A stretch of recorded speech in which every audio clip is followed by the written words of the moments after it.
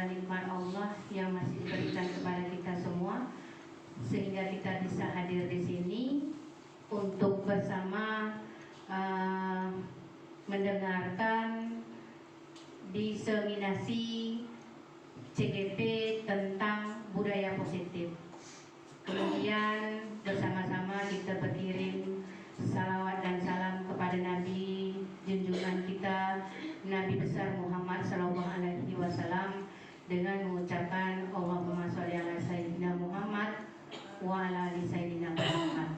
Baiklah Bapak Ibu, sesuai dengan materi budaya positif, artinya penanaman budaya yang akan tumbuh melalui pembiasaan positif. Jadi tanpa pembiasaan saya rasa sulit untuk kita membentuk budaya, untuk kita menjadikan budaya, terutama bagi kita pendidik, khususnya untuk kita pendidik, dan umumnya lagi itu untuk siswa-siswa kita semua kelas satu sekolah. Jadi untuk lebih jelas lagi seperti apa budaya positif yang akan disuguhkan, yang akan diseminasi oleh guru CGP kita, Ibu Suryanti. Itu sama-sama kita ikuti, mudah-mudahan kita mendapatkan makna dari acara ini. Terlebih terkurang mohon maaf atas yang sudah saya sampaikan. Saya sudahi, billahi taufik wal hidayah. Wassalamualaikum warahmatullahi wabarakatuh. Silakan Bu Santi. Waalaikumsalam warahmatullahi wabarakatuh. Terima kasih Bu Asmia atas kesempatan yang sudah diberikan kepada saya untuk menyampaikan diseminasi budaya positif di SD Negeri 008 Sikep ini. Pertama-tama saya ucapkan terima kasih atas kesempatan, dan terima kasih juga kepada kawan-kawan yang sudah berkumpul di sini untuk bersama-sama mendengarkan diseminasi saya. Puja dan puji syukur kita panjatkan kepada kehadirat Allah Subhanahu wa taala, karena pada hari ini kita dapat berkumpul di sini dalam keadaan sehat walafiat. Salawat serta salam tak juga kita lupakan kepada junjungan Nabi Muhammad SAW dengan ucapan Allahumma shalli ala Sayyidina Muhammad wa ala ali Sayyidina Muhammad. Baiklah, kalau tak berpantun rasanya tak sedap. Jadi kalau kita orang Melayu ini tetaplah pantun yang kita suguhkan. Motor rusak jangan dipukul, nanti bisa menjadi mati. Karena semua sudah berkumpul, mari kita mulai acara ini. Pergi ke pasar membeli solatif, solatif dipakai untuk perekat. Materi hari ini tentang budaya positif. Semoga berkah dan bermanfaat. Adapun tujuan dari diseminasi budaya positif, CGP akan menyampaikan kepada para pemangku kepentingan di sekolah mengenai perubahan paradigma dan penerapan strategi disiplin positif di sekolah. Ya. Masing-masing agar dapat menciptakan budaya positif. Diharapkan kegiatan ini akan membantu murid belajar dengan aman dan nyaman sehingga dapat meraih kesempatan dan kebahagiaan sebagaimana disampaikan oleh KHD. Kalau kami sering menyingkatnya KHD, Ki Hajar Dewantara, mengenai tujuan utama pendidikan. Tadi sudah disampaikan apa itu budaya positif. Nah, pembiasaan, ya, pembiasaan yang bernilai positif di dalamnya mengandung sejumlah kegiatan yang mampu menumbuhkan karakter positif murid. Kebiasaan yang sudah membudaya akan berjalan dengan sendirinya, baik ketika dalam pengawasan ataupun tidak. Oleh karena itu perlu adanya motivasi intrinsik dalam diri setiap warga sekolah. Nah, jadi pembiasaan yang sering kita lakukan itu salah satu pembiasaan positif yang sudah diterapkan di sekolah kita, ya, yang sudah diprogramkan oleh ibu kepala sekolah itu juga merupakan salah satu budaya positif. Pembiasaan itu. Jadi tak hanya nanti mereka itu terpantau atau tidaknya pengawasan, tapi sudah membudaya, mereka akan terbiasa. Dan akhirnya nanti budaya-budaya itu akan membentuk karakter-karakter positif kita. Kebajikan-kebajikan, nilai-nilai kebajikan yang akan tumbuh pada murid-murid kita. Nah, tadi ada kata motivasi intrinsik. Motivasi intrinsik ini kita bisa lihat di sini, motif-motif yang menjadi aktif atau berfungsinya sehingga tidak perlu rangsangan dari luar. Karena dari dalam diri individu sudah ada dorongan untuk melakukan sesuatu itu. Jadi dia melakukan itu tanpa paksaan. Nah, di sini tadi ada kata-kata perubahan paradigma. Dalam membangun budaya positif, sekolah dapat menyediakan lingkungan yang positif, yang aman dan nyaman agar siswa mampu berpikir, bertindak, dan menciptakan dengan merdeka, mandiri, dan bertanggung jawab. Nah, umumnya disiplin sangat berkaitan dengan kontrol guru terhadap siswa.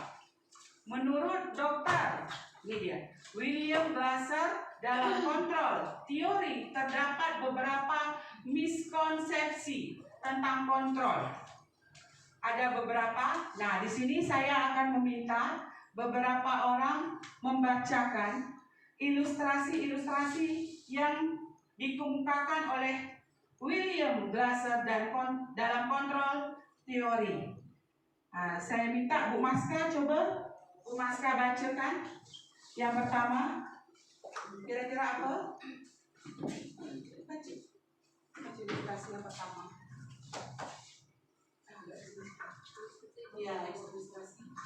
Ilustrasi bahwa guru mengontrol siswa. Ilusi bahwa guru mengontrol siswa. Semua perilaku mempunyai tujuan, bahkan untuk perilaku yang tidak disukai. Untuk itu, pada dasarnya, guru tidak dapat memaksa siswa untuk berbuat sesuatu jika siswa tersebut memilih untuk tidak melakukannya. Walau guru tampaknya sedang mengontrol perilaku siswa, tetapi sebenarnya siswa sedang mengizinkan dirinya untuk dikontrol. Hal ini karena kontrol guru menjadi kebutuhan dasar yang dipilih siswa. Ya. Terima kasih. Ilusi bahwa guru mengontrol siswa. Kita dapat penjelasan dari sini bahwa seharusnya kalau menurut teori yang bagus itu adalah motivasi yang dia timbul dari diri dia, tanpa paksaan, tanpa kontrol. Nah ini, makanya kalau perilaku siswa itu biarkan dia sendiri yang bisa mengubah dia, tapi kita yang mengontrol perlahan-lahan, tidak bisa dipaksa. Intrinsik tadi, motivasi intrinsik. Terus ada lagi ilusi. Nah, ilusi bahwa kritik dan membuat orang merasa bersalah dapat menguatkan karakter. Ini juga merupakan perubahan paradigma, di mana menggunakan kritik dan rasa bersalah untuk mengontrol siswa membuat siswa menuju identitas yang gagal. Karena secara tidak langsung mengajarkan mereka belajar untuk merasa buruk terhadap dirinya sendiri. Ini juga berbahaya. Nah, makanya kalau kita nganukan anak itu hati-hati, ya, karena mereka menuju apa nih? Menuju gagal. Kalau menurut kontrol teori, bahasa kita yang kita gunakan juga hati-hati kepada siswa. Nih, ilusi bahwa orang dewasa memiliki hak untuk memaksa. Ilusi. Perilaku yang memaksa tidak akan efektif untuk jangka waktu yang panjang dan bahkan dapat membentuk suatu permusuhan. Dan ada juga para ahli juga menyebutkan Menurut ini Stephen R. Covey, ya, di tahun 1991, jika ingin membuat kemajuan perlahan, ubahlah sikap atau perilaku Anda. Jadi dari kita semua. Tetapi jika ingin memperbaiki cara-cara utama kita, maka kita perlu mengubah kerangka acuan kita. Ubahlah cara Anda melihat dunia. Ubahlah cara Anda berpikir tentang manusia. Ubahlah paradigma Anda, skema pemahaman dan penjelasan aspek-aspek tertentu tentang kenyataan. Ini sudah ada teori kontrol tadi sama stimulus respon. Nah, ini Ibu bisa lihat tabelnya. Menurut stimulus respon, realitas kebutuhan kita sama. Tapi menurut teori kontrol, realitas kebutuhan kita berbeda. Ini. Terus semua orang melihat hal yang sama. Menurut teori kontrol, setiap orang memiliki gambaran berbeda. Terus kita mencoba mengubah orang agar berpandang sama dengan kita. Tapi menurut teori kontrol, kita berusaha memahami pandangan orang lain tentang dunia. Perilaku buruk dilihat sebagai suatu kesalahan. Kalau menurut teori kontrol, semua perilaku memiliki tujuan. Orang bisa mengontrol saya, tetapi pada teori kontrol, hanya Anda yang bisa mengontrol diri Anda. Terus juga pada stimulus respon, saya bisa mengontrol orang lain. Tapi pada dasarnya Anda tidak bisa mengontrol orang lain. Terus pemaksaan Anda pada saat bujukan gagal.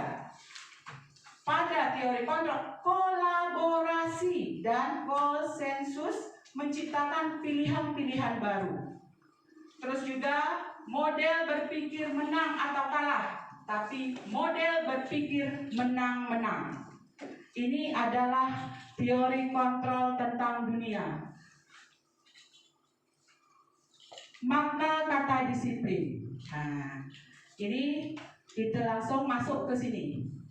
Makna Ki Hajar Dewantara menyatakan bahwa untuk menciptakan siswa yang merdeka, maka syarat utamanya harus mempunyai disiplin yang kuat, yaitu disiplin diri yang berasal dari motivasi internal, intrinsik tadi, dari dalam diri sendiri.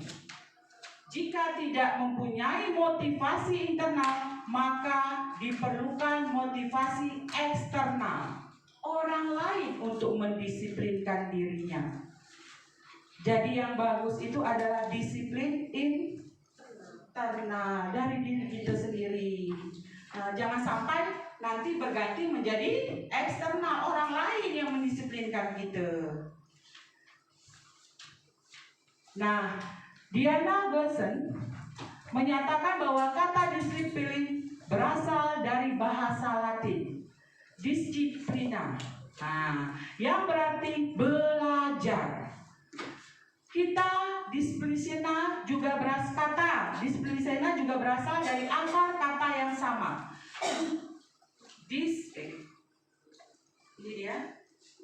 Disciple atau murid atau pengikut. Diana juga menyatakan bahwa disiplin juga berkonotasi dengan disiplin diri siswa. Disiplin diri dapat membuat seseorang menggali semua potensi dirinya untuk mencapai suatu tujuan. Sesuatu yang dihargai dan bermakna. Ini para ahli, ya. Nah, motivasi perilaku manusia ada 3. Motivasi perilaku manusia menurut Diana Goshen.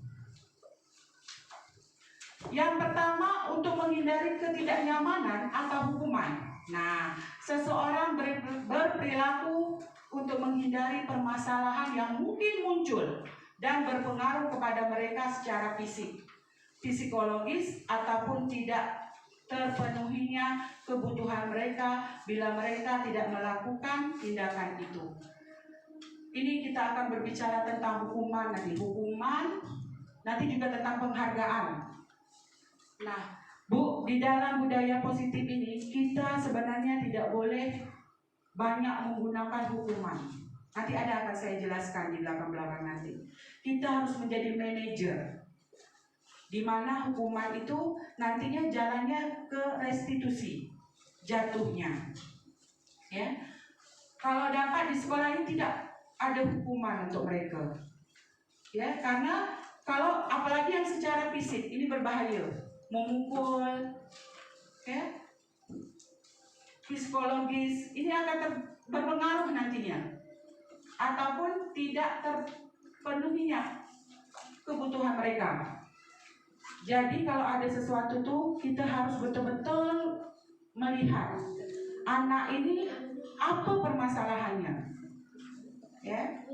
Jadi untuk menghindari ketidaknyamanan atau hukuman.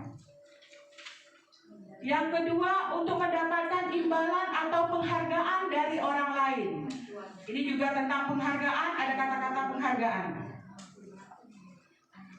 Seseorang berperilaku untuk mendapatkan pujian, hadiah, atau imbalan dari orang lain yang menurut mereka penting dan mereka letakkan dalam dunia berkelas mereka. Penghargaan ini juga sudah kita hilangkan, sudah mulai hilang. Contoh saja raport, ada raport kita.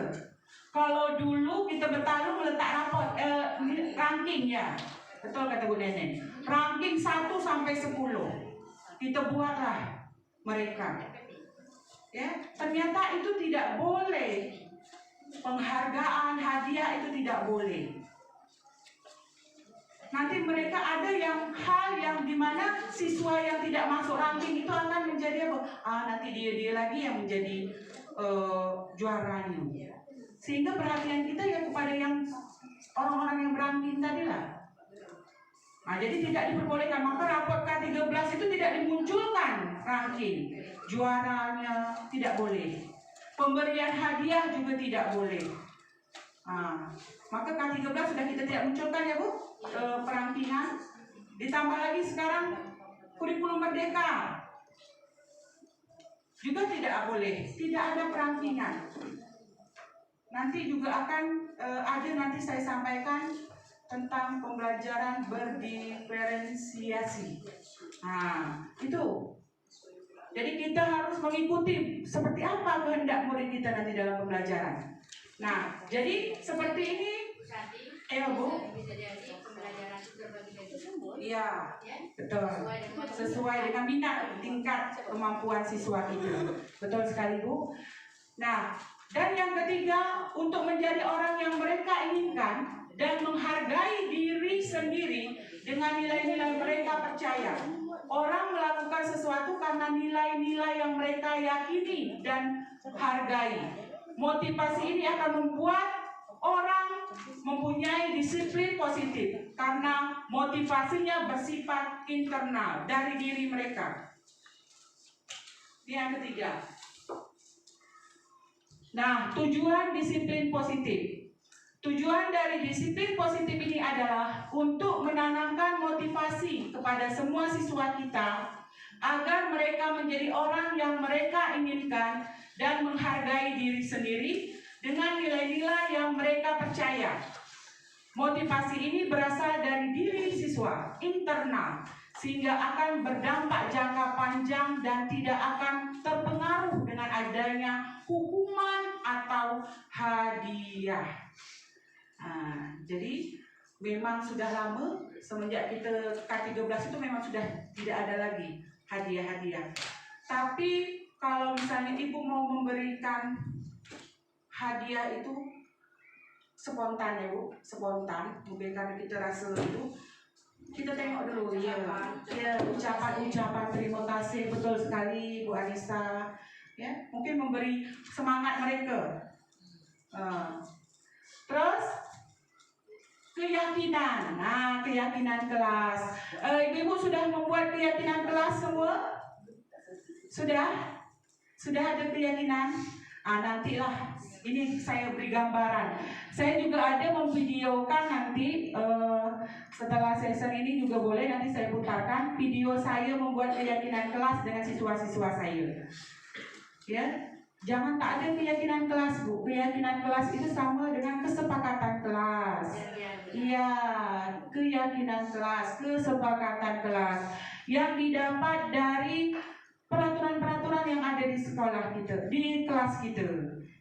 Anak yang membuat keyakinan itu kita sama-sama. Kami sudah ada, nanti boleh di kelas 4 boleh ditengok keyakinan kelasnya. Tak usah banyak-banyak, 6, 5 saja, tapi sudah mencakup semuanya. Ini dia, keyakinan merupakan nilai-nilai kebaikan atau prinsip-prinsip yang disepakati secara universal. Orang akan lebih semangat atau tergerak untuk melaksanakan keyakinannya daripada hanya mengikuti aturan. Jadi jangan kita membuat keyakinan kelas, kami nak buat. Dapat dari mana? Internet. Jangan, salah gitu. Tapi keyakinan itu kita yang buat, sama-sama dengan siswa. Seperti apa? Jadi dia yang membuat, Bu. Nanti baru kita duduk sama-sama, kita rangkumkan sama-sama seperti apa keyakinan itu.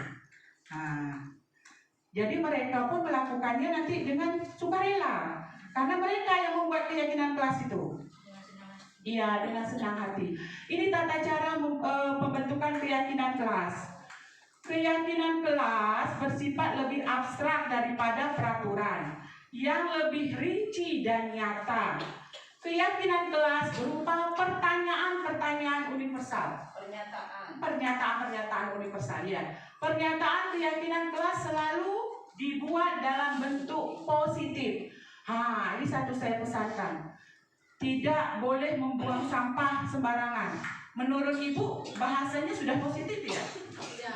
Tidak. Buang sampah. Iya.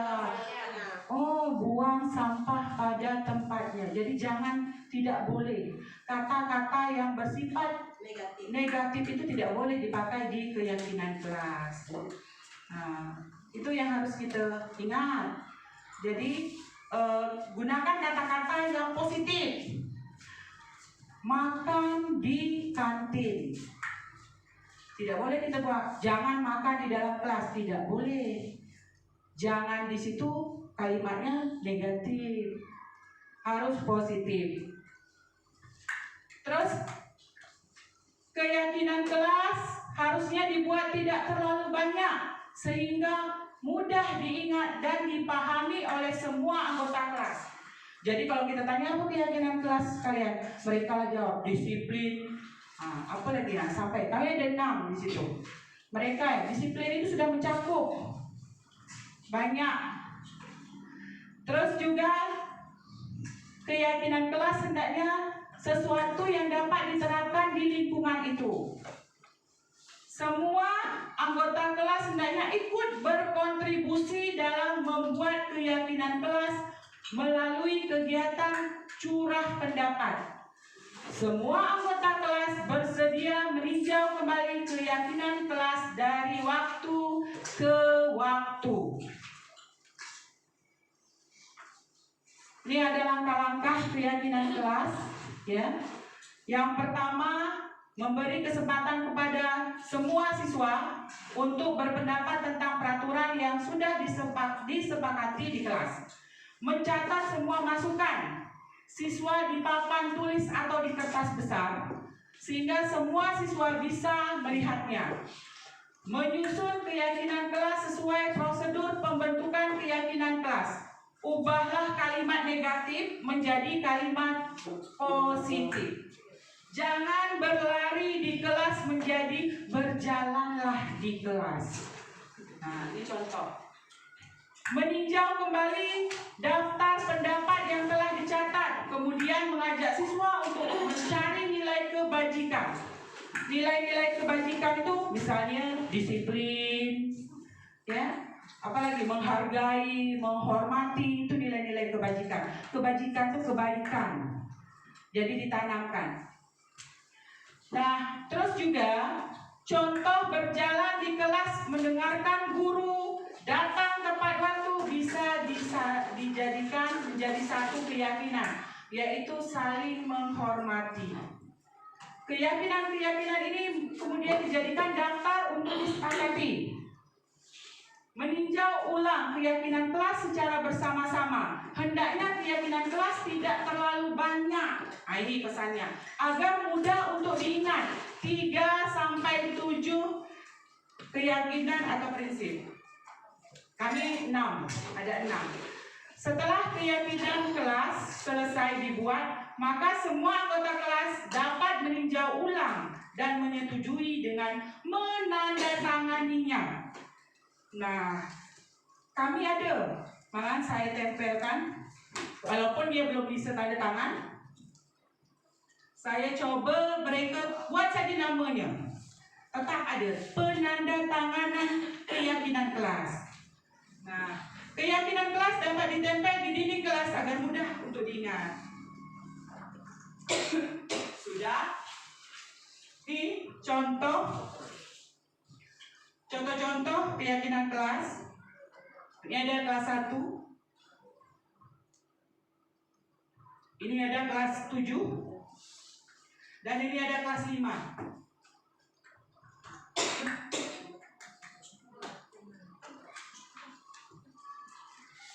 Ada ya? Ada sampai di sini? Ada nak nampak? Ini saya pakai potong aja. Tidak pakai tulis. Ngambil dari buku. Buku saya potong, masukkan ke kanva.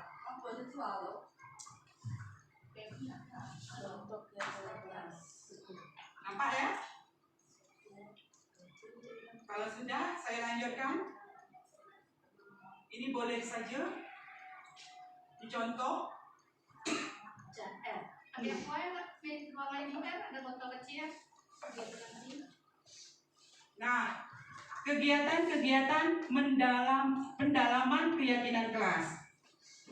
Jadi nanti kalau nak bertanya, Bu Santi macam mana keyakinan kelas, kita boleh saya bantu. Ya, tapi harus dengan, kalau saya sediakan kertas warna-warni. Mereka membuat mau seperti apa di kesepakatan kelas mereka. Belum bisa menulis, kita cakap, kita kasih gambaran. Kira-kira kamu ini harus seperti apa? Kita yang mengajak mereka, nanti dia mengucapkan baru, ya berarti disiplin. Kita bantu dia. Kalau perlu kita bantu nulisnya. Apalagi mereka menulis keinginan mereka masing-masing. Jujur Bu, kami nak jujur. Kita buat kejujuran. Apalagi kira-kira dia itu keyakinan itu diambil dari peraturan. Peraturan yang misalnya di sekolah itu tak perlu, tidak boleh. Ya. Misalnya kalau kita kan peraturan itu ke sekolah tepat waktu, tidak boleh terlambat, kan itu peraturan sekolah kita, sering itu. Dari kata-kata peraturan itulah kita buat ke keyakinan kelas. Kita ubah kalimat tidak itu jadi datanglah tepat waktu. Jadi harus kalimat yang positif. Nah, dari peraturan sebenarnya keyakinan kelas itu, tapi diubah. Karena kalau peraturan itu kan agak memaksa, kalimatnya pun agak negatif gitu kan? Kami dan tahu tepat waktu. Kami berkata sopan dan predator. Boleh. Komitmen. Nah, ini dia, bisa Ibu baca sendiri ya. Setiap kelompok, ini untuk kegiatan tampak seperti, tidak tampak seperti. Ini waktu kami praktekkan lokakarya kedua kemarin. Jadi kami bergiliran membuat keyakinan kelas dengan 4 fase. Tadi pertama-tama memberikan ke siswa itu, kami berkelompok. Tolong tuliskan apa keinginan di kelas kita, seperti itu. Nanti bergantian, nanti yang sudah ini, baru yang kedua, tahap kedua itu kami membuat seperti ini. Ini tahap ketiga ini. kegiatan tampak seperti dan tidak tampak seperti. Nah, ini guru memberikan salah satu keyakinan kelas kepada setiap kelompok. Terus 2 kelompok dapat diberikan keyakinan yang sama. Jika ada 10 kelompok, kemudian setiap kelompok diminta memberikan pendapat tentang keyakinan tersebut. Tampak seperti apa, tampak seperti apa, tidak apa. Nanti ini bentuknya. Ini juga diambil dari modul CGP juga. Ini dia tabelnya hormat. Hormat itu tampaknya seperti apa? Datang tepat waktu. Tidak tampak seperti apa? Sering hadir terlambat. Terus menyapa teman dan guru setiap hari. Tidak tampaknya seperti apa? Kalau kita sudah yakin kelas, anak itu tak ada lagi yang acuh kepada gurunya. Terus mengembalikan barang teman yang telah dipinjam dan mengucapkan terima kasih. Tidak tampaknya apa? Tidak mengembalikan barang yang telah dipinjam. Ini kebalikannya pokoknya. Iya. Terus bekerja, tampak seperti, tidak tampak seperti. Tekun bekerja dan menyimak guru. Di sini tidak mendengar lagi guru dan acuh tak acuh. Ini tak tampak lagi kalau sudah terbentuknya keyakinan. Jadi sangat penting keyakinan kelas. Jadi buatlah. Nanti kalau misal tolong minta bantuan macam mana, saya bantu untuk membuat keyakinan kelas. Jadi keyakinan kelas itu tidak boleh guru yang membuat. Kami ngambil dari Google, kami ngambil dari internet. Tidak, ada prosedurnya, di mana kita mengajak siswa itu untuk sama-sama membuat kesepakatan kelas kita, keyakinan kelas kita. Ya, harus ada murid dengan guru.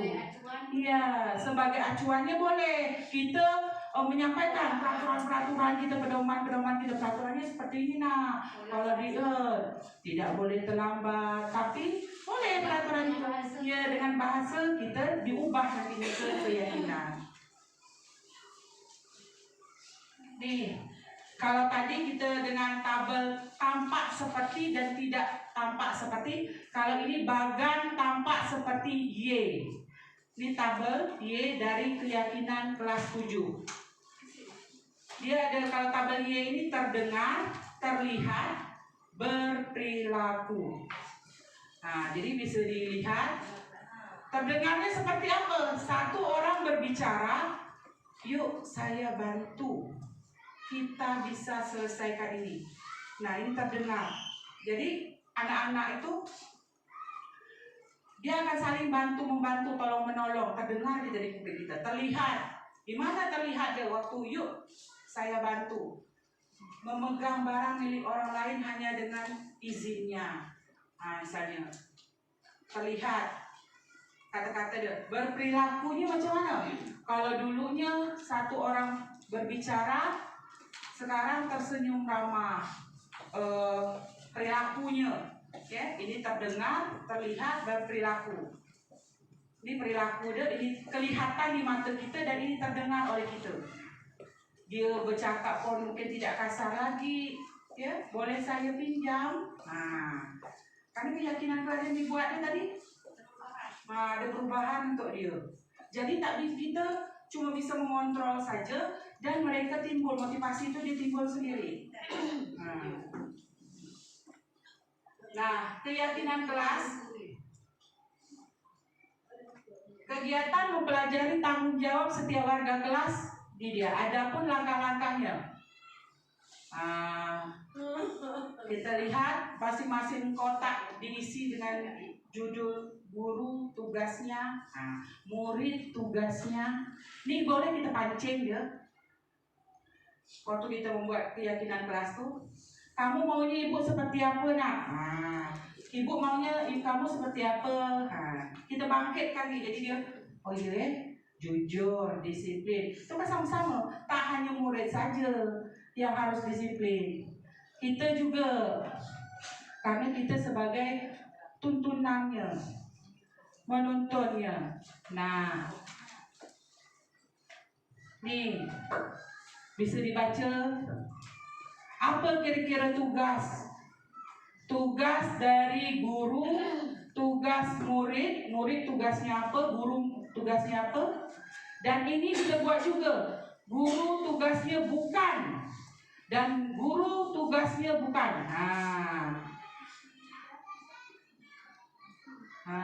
Ini bisa dipelajari, dibaca. Kenapa tuh guru tugasnya bukan melakukan tugas itu? Ini Bu, ini saya rasa ini murid nih. Saya ngambil dari buku modulnya. Bukan menyakiti guru. Kalau sini kan guru, sebenarnya murid. Merusak barang pribadi orang lain. Melakukan tugas guru. Tidak ada murid tidak melakukan tugas guru. Jadi murid itu bukan melakukan tugas guru, memutuskan untuk teman kamu. Ibu ini sebenarnya murid ini. Oke, kalau sudah kita lewatkan, masih ada lagi beberapa. Dalam penerapan keyakinan kelas, jika terjadi pelanggaran, tentu akan ada sanksi atau hukuman atau restitusi. Jadi kalau dapat kita gunakan yang ini di sekolah. Tidak boleh lagi ada ini. Hukuman itu merupakan identitas gagal dan disiplin merupakan identitas berhasil. Lebih jelas dapat, nanti saya putar. Jadi ini lo kita lakukan. Ini paling berbahaya. Kalau dapat sekarang yang kita terapkan restitusi nanti segitiga. Ya, restitusi segitiga. Kemarin saya ada ngambil video Api Lano, ada saya kirim ke grup sekolah kita. Nah, itu salah satu saya memvideokan tentang restitusi segitiga. Videonya. Nanti kalau nggak nengok lagi saya putar-putarkan. Di situ kita ada 3 nanti dalam segitiga yang harus kita terapkan. Nah, ini saya tak bisa nak nanti karena banyak, jadi saya potong, masukkan ke Canva. Potong, masukkan ke Canva. Ini identitas gagal, hukuman. Identitas berhasil, sukses, itu dari kata disiplin. Sebenarnya konsekuensi ini juga boleh, tapi ini harus kita sama-sama. Misal membuat konsekuensi atau sanksi itu sudah tertera. Kalau hukuman ini kan secara tiba-tiba. Misalnya kita nengok anak kita keluar pagar, kita pun langsung lah, sini. Spontan, tanpa ada, langsung mukul kadang-kadang, itu tak boleh. Itu hukuman. Atau sana cuci WC, tak ada. Sementara sanksi atau konsekuensi ini yang bagus sudah kemarin dah ada ibu kepala sekolah kita buat poin-poin di tata tertib sekolah ya Bu, itu sudah bagus, sudah ada ini apa hukumannya, itu konsekuensi sanksi yang sudah dibuat bersama-sama dan disepakati. Ini yang paling bagus, restitusi. Pilihan kita mengajukan ke dia dari mana? Dari keyakinan kelas yang sudah kita buat. Pelanggaran-pelanggaran disiplin, jujur, tanggung jawab semua. Menghormati, menghargai. Dari mana? Dari itu tadi, keyakinan kelas. Kita lihat nih, ada beberapa mungkin tak nampak, saya alhamdulillah nampaklah karena berdiri dekat. Sesuatu yang menyakitkan harus terjadi di sini di hukuman, tetapi di sanksi sesuatu harus terjadi. Restitusi merupakan pilihan. Nah, di sini hukuman ini tidak nyaman untuk murid untuk jangka waktu yang panjang. Betul. Kalau hukuman ini rasa saya pasti diingat selalu ya.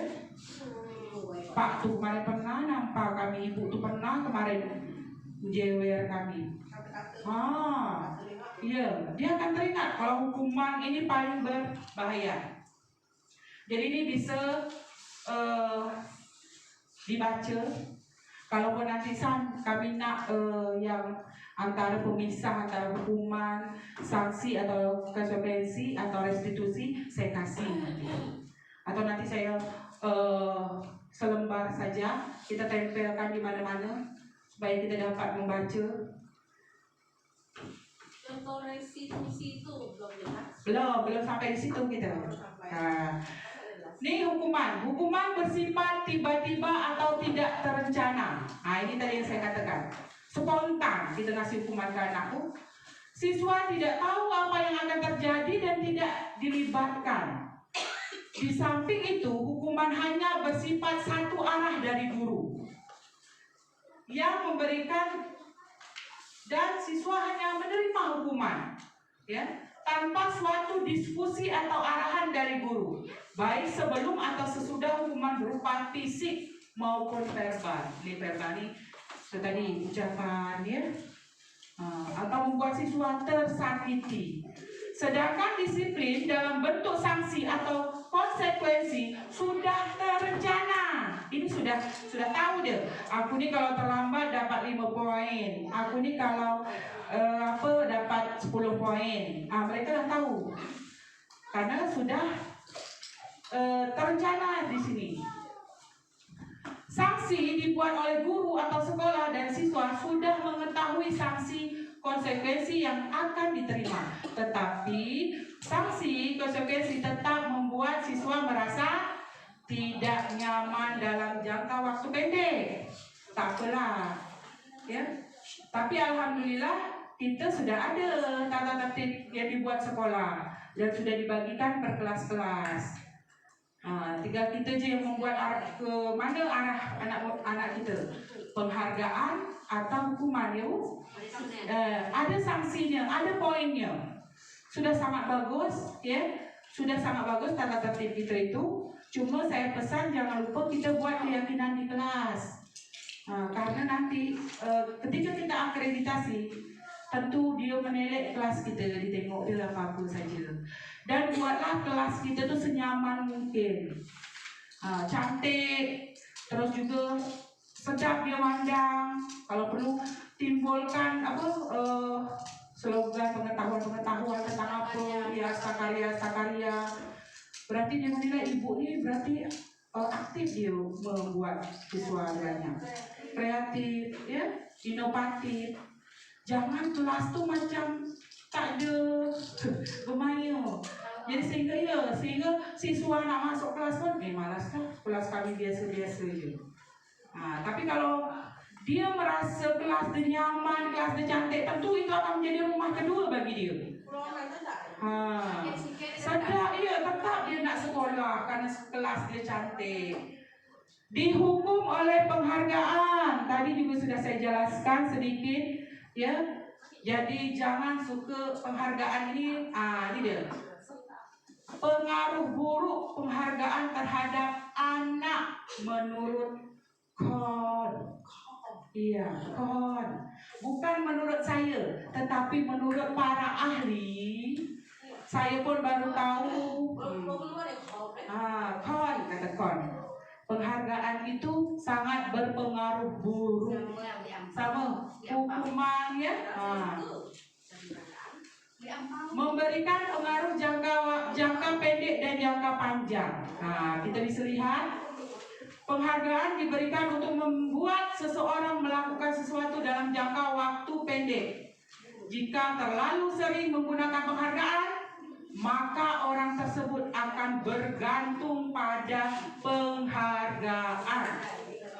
Maka orang tersebut akan tergantung pada penghargaan dan akan kehilangan motivasi internalnya. Lama-kelamaan orang tersebut menjadi tidak menyadari tindakan baik yang dilakukan. Tidak setuju? Ya. Kalau saya setuju. Saya terasa Bu, terasa ini kisah saya dengan keluarga saya lah. Karena saya sudah terbiasa pengalaman, terbiasa meminta bantu ke keponakan saya, sikit-sikit saya sodorkan duit. Ketika satu hari saya lupa memberi dia duit, dia tak datang-datang lagi besoknya. Karena dia sudah terbiasa dengan itu. Padahal saya itu waktu pada saat itu saya lupa, bukan lupa, saya pergi di telepon, dia lagi kerja, lupa ngasih tahu ke Kak Tina atau mak saya, mak pula kasih dia, biasa kan gitu, upah penghargaan. Ternyata pada saat saya satu hari saja saya lupa dengan memberi dia penghargaan itu, ya, dia tanda datang. Jadi memang ini bukan menurut kita, ini memang para ahli kan. Itu saya rasakan sendiri. Kita cobalah, dengan kita sering, dia sudah di pikirannya itu sudah, ini bakalan dapat penghargaan, ini bakalan dapat duit ini nanti. Tuh. Dia tak dapat, dia akan menjauh. Yang kita pikirkan adalah jangka panjangnya, bukan jangka pendeknya. Jangka pendeknya dia memang suka dia. Ya, ternyata itu. Ini menurut kawan tadi, ini para ahli, ya, mereka pasti sudah membuktikan. Jadi memberikan pengaruh jangka ini. Nah, ini bisa kita baca sama-sama untuk penghargaan. Terus penghargaan tidak efektif. Penghargaan merupakan suatu benda atau peristiwa yang diinginkan yang dibuat dengan suatu syarat tertentu. Penghargaan diperoleh jika melakukan hal yang disyaratkan. Jika tidak mendapatkan penghargaan yang diharapkan, maka akan timbul rasa iya. Dan kemungkinan di lain waktu tidak akan berusaha sekeras sebelumnya. Kita juga harus terus-menerus memberikan penghargaan jika ingin seseorang melakukan sesuatu. Orang yang berusaha berhenti merokok bila diberi penghargaan tidak akan berhasil. Yang dibutuhkan adalah motivasi internal. Iya, kesadaran dari diri mereka. Ini juga yang ketiga, penghargaan merusak hubungan. Ini yang ketiga yang sudah para ahli buktikan. Ketika seseorang diberikan penghargaan, maka akan timbul ini dia. Sudah pasti. Tak usah kita sebutlah. Maka akan timbul rasa iri dari orang yang tidak menyukainya. Jika guru sering memberikan penghargaan kepada siswanya, maka kemungkinan siswanya termotivasi hanya untuk menyenangkan gurunya. Persaingan juga menimbulkan persaingan di dalam kelas dan berujung pada kecemasan. Ya. Bagi yang percaya bahwa mereka tidak akan mendapatkan kesempatan untuk mendapatkan penghargaan, maka akan berhenti mencoba. Penghargaan mengurangi ketepatan. Nah, ini yang keempat. Di sini juga sudah jelas tidak sehat, ini dia, merusak hubungan. Tentu yang tidak akan suka, dia terus dapat penghargaan, dia terus. Lah manusiawi lah itu. Itu dia. Yang keempat, penghargaan mengurangi ketepatan. Dan yang kelima, penghargaan menghukum. Penghargaan menghukum mereka yang tidak mendapat penghargaan. Timbullah anak-anak pun, kelak yang juara dia lagi, kelak yang disayang ibu dia lagi. Nah, jadi ada seperti itu. Makanya tadilah saya ingatkan di raport dari dulu kita sudah mulai bagus. Tidak ada lagi timbul untuk ditimbulkan peringkat-peringkat 1 sampai 10 macam kita kemarin dapat piala. Disinilah dihitungkan. Terus pada dasarnya setiap orang tidak suka dikendalikan. dalam jangka waktu lama. Jadi penghargaan akan terlihat sebagai hukuman jika penghargaan sangat diharapkan, tetapi kita tidak mendapatkannya, maka akan merasa dihukum. Ini kebutuhan dasar manusia. Ini Bu, ini sangat penting. Ini mengapa saya bilang sangat penting. Ini berhubungan dengan siswa kita. Kita harus tahu 5 kebutuhan manusia itu. Kebutuhan dasar. Ada perilaku dia yang menyimpang siswa-siswa kita tuh karena adanya ini dia, terpenuhnya kebutuhan dasar pada dia. Apa yang 5 kebutuhan, nanti saya jelaskan satu persatu. Ini menurut Dr. William Glasser dalam teorinya, ya, choice. Terdapat 5 kebutuhan dasar manusia. Yang pertama, kebutuhan bertahan hidup merupakan kebutuhan yang bersifat fisiologis untuk bertahan hidup. Misalnya kesehatan, rumah, dan makanan. Waktu lokakarya kedua, kami hampir menangis satu kelas. Diceritakan istri Pak Rasid, Bu. Dia ngajar di Kota Salsai 10, Singkit Barat, Ibu. Dia bilang ada siswanya yang orang tuanya broken. Dia jago. Kami hampir menangis semua karena ceritanya memang anak tuh lari dari rumah. Dia lebih suka jam 4 subuh tuh dia lah pergi ke sekolah. Bayangkan di sekolah tuh tak ada orang, di sekolah tuh dia hanya ingin lari. Ya, dia butuh bertahan hidup. Jam 4 subuh balik gitu juga. Orang lah pada balik, dia belum. Sehingga guru tu nanya, ngapa kau ni? Subuh-subuh lah datang, balik panik lama. Rupanya dia bercerita, dia tak tahan tengok mak bapak dia berkelahi, sudah tu berpukul-pukul, dan dia pun kena pukul. Akhirnya dia lari. Itu sedih. Yang saya sedihkan tu ibu tu bercerita tu memang menghanyutkan. Ada bercerita waktu tu ada Bu Masli, ada Pak yang Batak tu yang matematika, Pak Yos. Kami hampir menangis satu kelas dengar cerita. Hanya untuk bertahan hidup, dia subuh-subuh lah ke sekolah. Dia bilang, dia cerita, jam 4 pun dia ada pergi ke sekolah. Saking itu tadi lah, hanya untuk bertahan hidup. Dia untuk apa? Lari tak tahan. Jadi kebutuhan akan perasaan aman di rumah. Berarti dia hanya tak nyaman, sehingga dia lari ke sekolah, itulah yang memberi dia kenyamanan. Jadi dia lari lama di sekolah. Tuh, jadi harus kita pahami, Bu, ada tipe-tipe siswa kita tuh yang memang pasti ada 5 kebutuhan, yang kebutuhan dasar dia tuh yang hilang. Kita harus pagi-pagi bersalam dengan anak-anak. Iya, kita melihat ya. Anak-anakku datang apakah dalam keadaan sedih, Betul. dalam keadaan riang. Dan ketika sedih, ada masalah di kelas, jangan kita perpanjang. Karena awal dia datang sudah membawa. Berarti dari rumah sudah ada masalah. Iya, sudah ada masalah. Betul sekali. Ya, betul.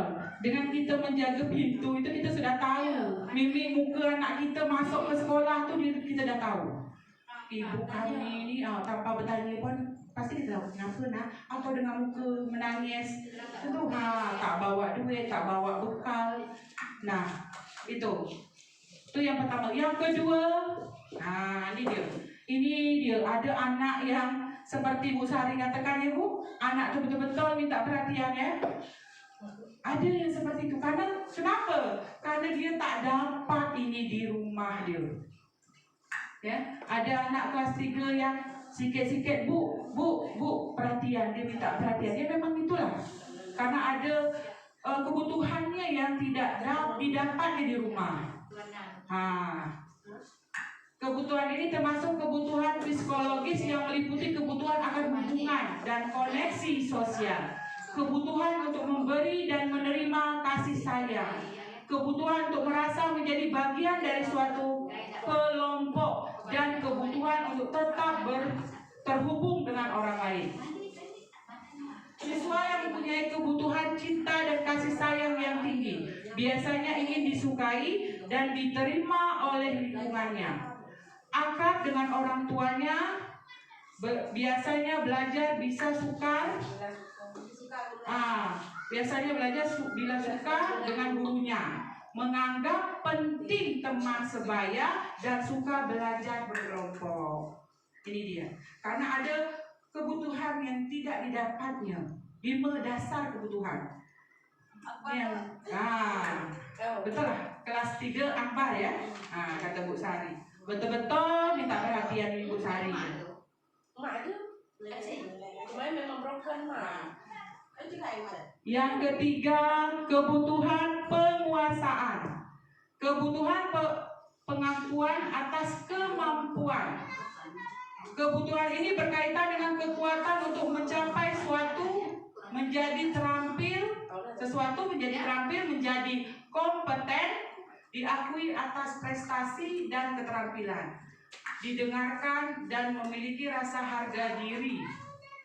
Siswa yang mempunyai kebutuhan pengakuan yang tinggi biasanya akan selalu ingin menjadi pemimpin, suka mengamati sebelum mencoba hal baru, dan merasa kecewa jika melakukan kesalahan, rapi, sistematik, dan selalu ingin mencapai yang terbaik.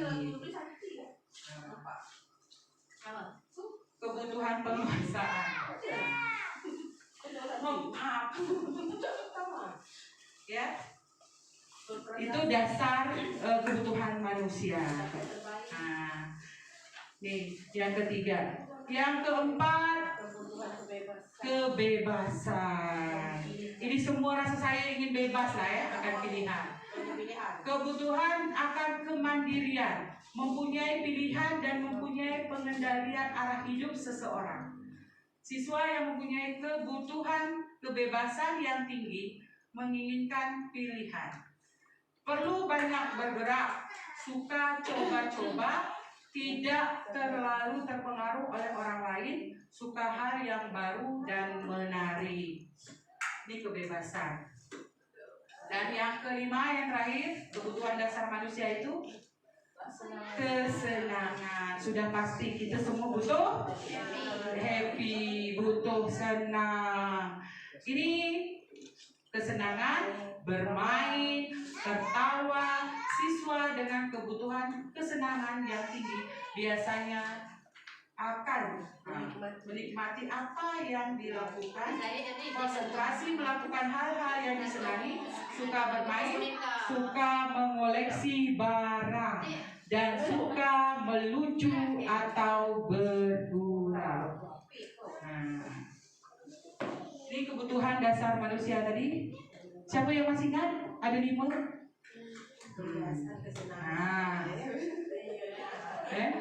Kesenangan, penguasaan, cinta, kasih sayang.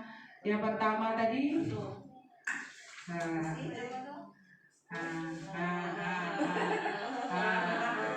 kebutuhan yang tadi anak broken tadi dia lari ya.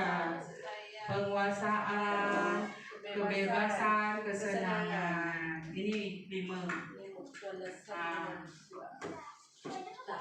Ini posisi kontrol. Masih banyak, ada 54 slide. Mudah-mudahan dapat dalam 1 jam lebih. Saya minta waktu. Penghukum. Seorang penghukum. Ini ada 5 posisi kontrol. Saya juga waktu pertama belum tahu tentang posisi kontrol ini. Saya adalah orang yang suka menghukum. Saya suka menghukum. Iya. Saya masuk dalam kontrol ini, posisi kontrol penghukum. Ini sampai 5. Yang paling baik tadi saya bilang, apa kira-kira siapa yang masih ingat? Posisi apa yang kita paling bagus? Sebagai apa? Sebagai manajer. Nanti akan saya jelaskan sedikit. Ini paling berbahaya, Bu. Jadi tidak boleh gitu. Sebelum saya belajar juga saya menggunakan hukuman fisik dan verbal. Di mana jika anak berbuat salah saya akan langsung hukum. Tapi saya belum pernah menampar. Mungkin kalau saya menampar bahaya. Hukumannya saya lebih suka cuci WC atau pegang telinga turun naik sampai dia olahraga. Kalau saya lebih suka itu. Kenapa? Cuci WC kalau menurut saya tak apa-apa. Lebih itu Bu ya, tapi Bu jadikan itu konsekuensi, bukan hukuman. Boleh. Oke. Kalau kata fasilitator saya Pak Sudarno, kalau dia memang menghukum, sikit-sikit anak lari lapangan, budak tu lagi itulah sampai ke dia. Kami kena dia, itu hukuman dia. Padahal dia ngajar agama, kan? Dia tak suka pula yang coba kamu baca ayat, hukuman dia. Coba kamu lari lapangan bola. Olahraga lari dia. Jadi jangan menggunakan fisik lah. Berbekas kelak kita kelak urusan pula dengan polisi. Ini sambil saya kasih tahu ya sharing. Jadi buatlah dia yang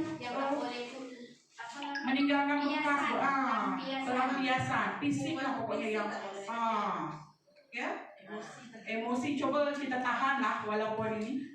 Ini patuhi aturan saya atau awas nanti. Ini kata-kata nih, verbal nih. Apalagi kalau sampai mengeluarkan kebun binatang, jangan sampai. Apalagi maaf, ya Bapak Ibu bukan saya mengajar atau kita nih guru nih Bu, kita nih ditonton, kita nih ditengok dia. Ibu kami je macam itu. Macam mana kami nak macamnya?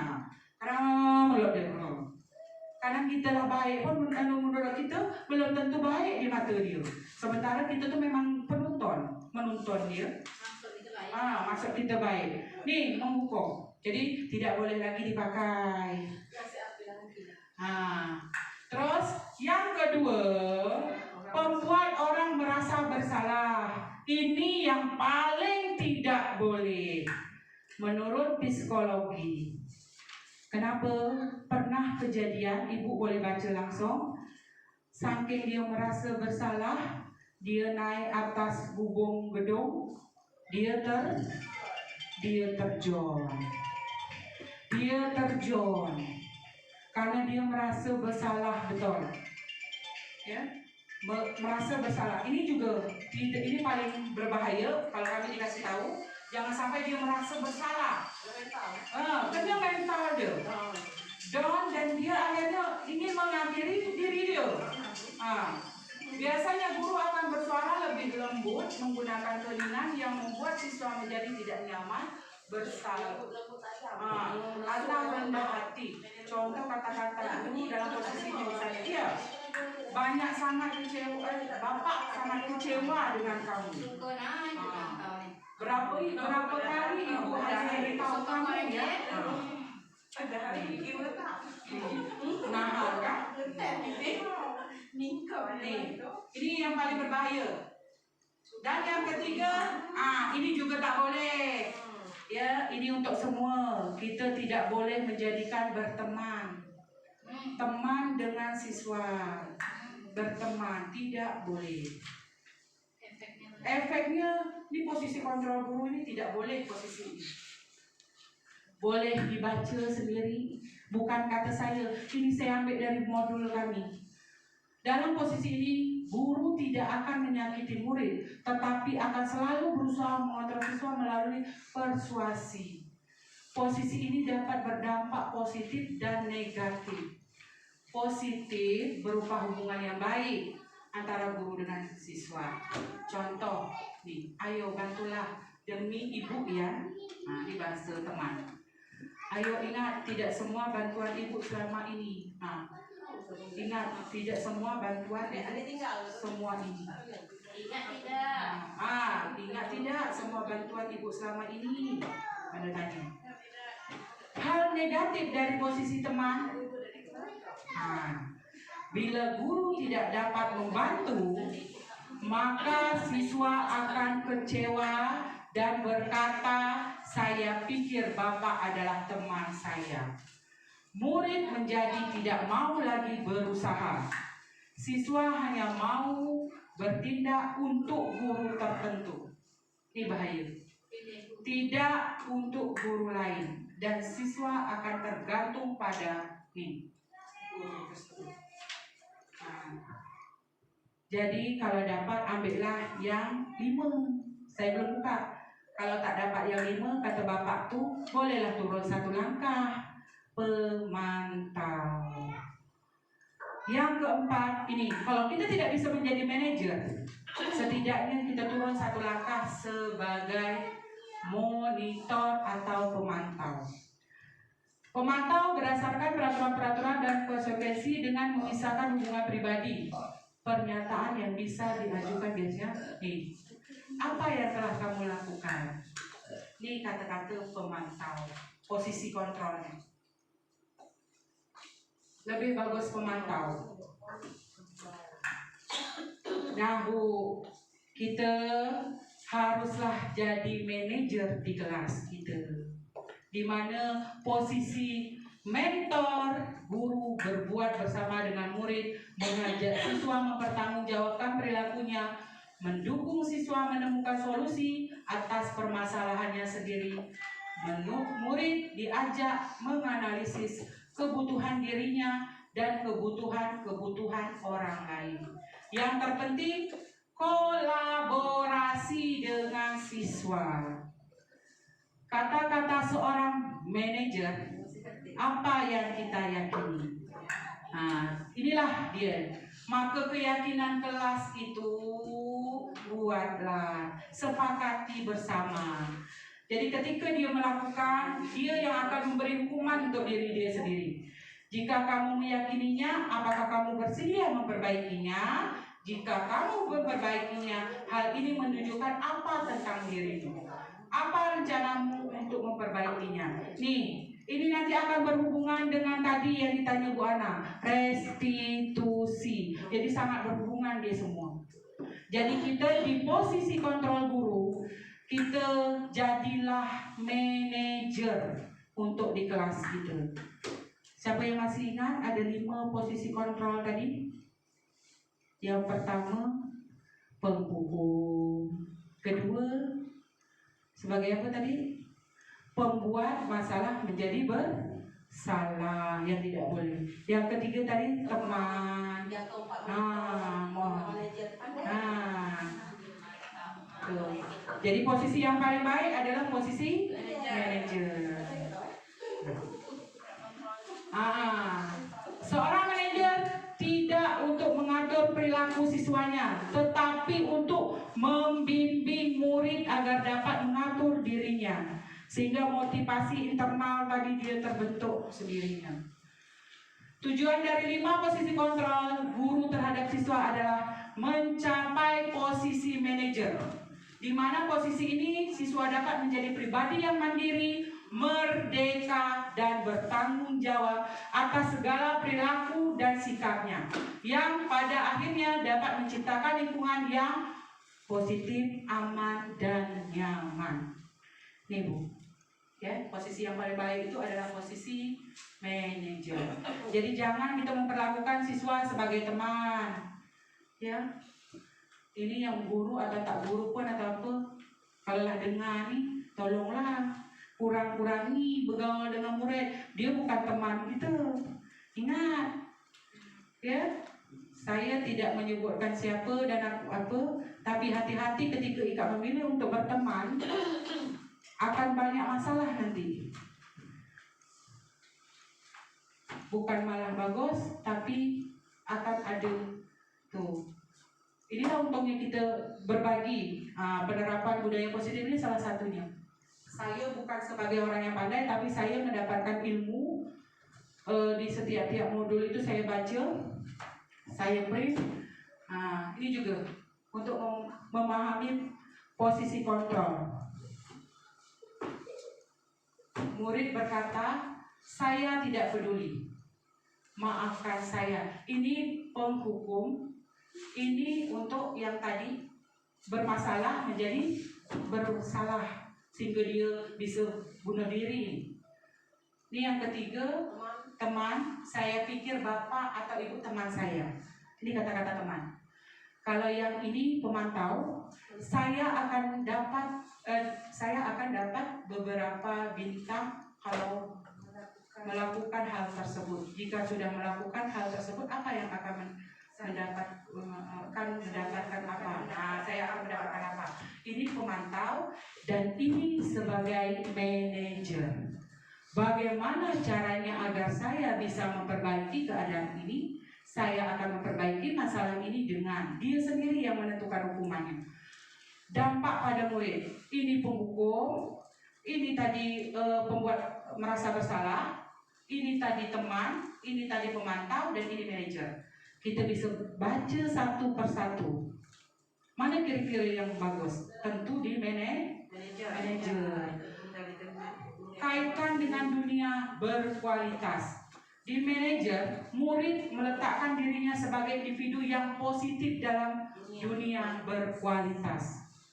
Jadi kalaupun kita tak sampai ke manajer, setidaknya kita jatuh di satu langkah. Pemantau saja. Jangan sampai 3 ni lah. Apalagi yang ini nomor 2 ni yang paling berbahaya. Karena akan berbekas dan membuat dia merasa bersalah terus. Jangan sampai. Ini yang di posisi kontrol. Nanti ini Bu Ana baru restitusi posisi dia. Akan berkena masuk ke yang Bu Ana seperti apa restitusi tadi. Ini Bu Ana baca Bu Ana.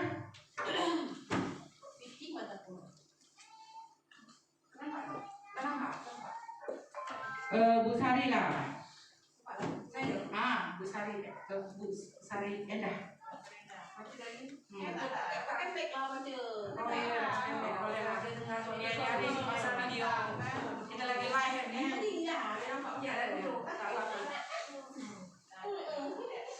Biar Bu Ana tahu apa posisi kontrol restitusi. Restitusi sebagai sebuah cara menanamkan disiplin positif pada siswa. Menurut Clausen, restitusi merupakan proses menciptakan posisi bagi siswa untuk memperbaiki kesalahan mereka, sehingga mereka bisa kembali pada kelompoknya.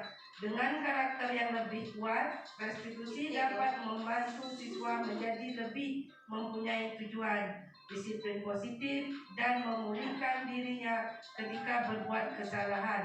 Restitusi menguntungkan korban dan si pembuat salah. Win-win solution. restitusi menguntungkan korban dan si pembuat masalah. Nah, inilah tadi yang dipertanyakan, apa itu restitusi? Maka dia makin ke belakang, makin akhir mendekati kita selesai. Ini dia, sebuah cara menanamkan disiplin positif pada siswa. Dia membuat masalah atau jadi korban, nanti dia yang akan menyelesaikan masalahnya. Diri dia yang memberikan, ya Bu, nanti saya akan memperbaiki dari kata-kata itu. Nah, apa ciri-ciri restitusi? Restitusi bukan menebus kesalahan, tetapi untuk belajar dari kesalahan. Restitusi memperbaiki hubungan. Restitusi adalah tawaran, bukan paksaan. Restitusi menuntun untuk melihat ke dalam diri. Restitusi mencari kebutuhan dasar yang mendasari tindakan. Restitusi diri adalah cara yang terbaik. Restitusi fokus pada karakter, bukan tindakan. Restitusi menguatkan, ketiga. Restitusi mengembalikan siswa yang berbuat salah kepada kelompoknya. Tuh, Ibu, ciri-ciri restitusi. Restitusi ini ada namanya restitusi segitiga. Segitiga restitusi, di mana yang pertama dia letaknya di bawah, menstabilkan identitas. Jadi ketika anak tu ngamuk-ngamuk, marah-marah, kita macam mana cara kita? Nak, tenang nak. Ya, manusia itu selalu berbuat salah. Ibu juga pernah berbuat salah. Itu sudah menstabilkan. Budak yang tadi nak ngamuk-ngamuk, dengar kata-kata itu dia tak jadi marah. Sudah itu validasi tindakan yang salah. Baru kita cari kesalahan dia. Kamu ngaku mukul, pasti ada sebab dan apa. Baru kita menanyakan keyakinan yang terakhir. Keyakinan di kelas yang kita sudah buat. Jadi sangat berhubungan. Makanya keyakinan itu perlu dibuat dan dipertanggungjawabkan bersama-sama. Jadi kita menstabilkan dulu, baru kita validasi tindakan yang salah, baru menanyakan keyakinan dia, baru selesai. Ketika dia memvalidasi tindakan yang salah, misalnya yang saya kirimkan video saya dengan Afif itu saya ngarang dulu cerita dia, ya, di mana Afif itu dia tak mau pekerjaan tugasnya itu dicontoh oleh kawan dia. Dia emosi, biasa anak-anak emosi, sehingga dia menendang meja, tapi dia tidak menendang kawan dia, tapi menendang meja. Itu kan tidak sesuai dengan keyakinan kelas. Tapi kita anukan dia, kita stabilkan dia. Semua orang kata-kata itu, ini dia. Setiap orang pasti pernah melakukan kesalahan. Itu bahasa kita untuk menstabilkan identitas dia. Kamu bukan satu-satunya yang pernah melakukan ini. Macam mana kata-kata validasi dia? Ada cara yang lebih efektif untuk mendapatkan apa yang kamu butuhkan. Kamu tentu punya alasan. Nih, kata-kata. Dia melakukan tuh punya alasan. Dan biasanya, itu tadi, ada terkait dengan 5 kebutuhan dasar manusia. Yang tidak bisa kita pungkiri. Nah, ini tadi kalau tentang menanyakan keyakinan, nanti berhubungan yang terakhir. Keyakinan kelas apa yang telah kita sepakati, yang sudah kamu langgar? Kamu ingin menjadi orang yang seperti apa? Nih, mudah-mudahan dia tak melakukan lagi, karena sudah kita buat keyakinan tadi. Kalaupun kita nak masuk ke tata tertib di kelas kita boleh. Ini tetap ya, ibu masukkan ke poin ini boleh, ya. Atau kita dengan cara nanti permasalahan kamu ini tak bisa ibu tangani sendiri, harus dengan orang tua. Nanti ibu akan memanggil orang tua, akan ibu kasih tahu dan membuat solusi bersama orang tua. Anak datang terlambat, tentu ada hal kita tak tahu di rumah dengan apa, ya kan? Dia datang terlambat, pasti ada sesuatu. Supaya dia datang tidak terlambat lagi, orang tuanya nanti kita kasih tahu. Harus, ya, langkah dia, konsekuensi dia, sanksinya. Tetap, tapi alhamdulillah, ya, budaya positif kita tuh sudah mulai kita tanamkan di sekolah kita untuk anak-anak kita. Apalagi dengan program Senin sampai Sabtu yang sudah dibuat oleh Ibu Kepala Sekolah. Sehingga tidak ada anak yang terlambat. Adalah kalau 1-2 itu adalah sikit. Kalau hujan atau apa, biasalah lambat. Tapi alhamdulillah karena kita masuk pukul 7.15 sudah masuk, lonceng bel berbunyi karena untuk melakukan program kita setiap minggunya, mereka sudah terbiasa. Itu tadi, pembiasaan itu akan menjadi budaya untuk dia. Ini dia segitiga restitusi tadi. Sisi menstabilkan identitas ini yang pertama. Kita bisa lihat, Bu, ini kata-kata dia. Jadi kata-kata kita bercakap ni pun harus hati-hati. Mereka akan membekas kata-kata itu. Sama dengan kita menghukum lagi dia. Ini kata-kata untuk menstabilkan identitas. Jangan kita tahu kau dia yang buat masalah. Kau makin menjadi dia marah. Tak ada orang lain kau lah. Yang kedua, sisi validasi tindakan yang salah. Ini tadi, ya. Baru yang terakhir, sisi menanyakan keyakinan. Kode bukan itu.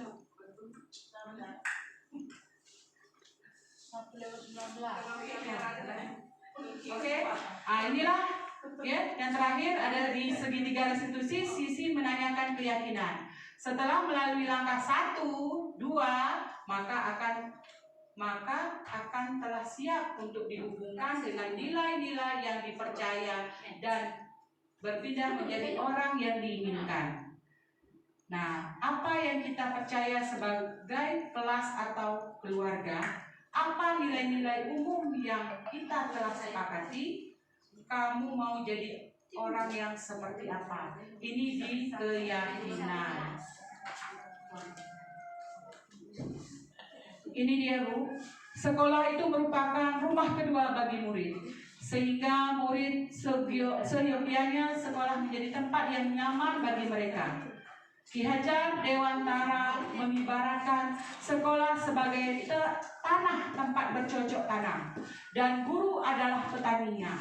Agar benih-benih yang ditanam dapat tumbuh dengan baik, seorang petani harus bisa menyiapkan tanah yang baik dan menjaga lingkungannya dari hal-hal yang dapat merusak tanaman.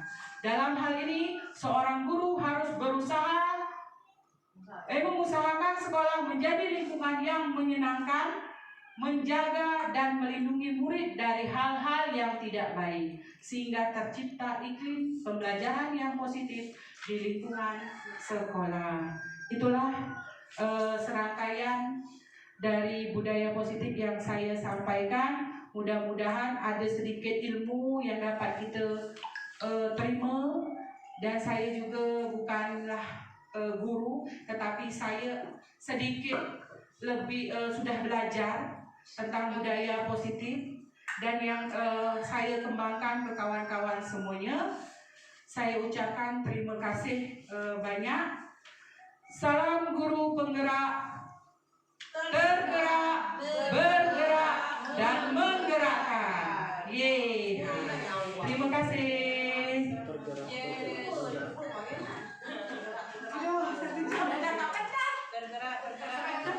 Dia buku.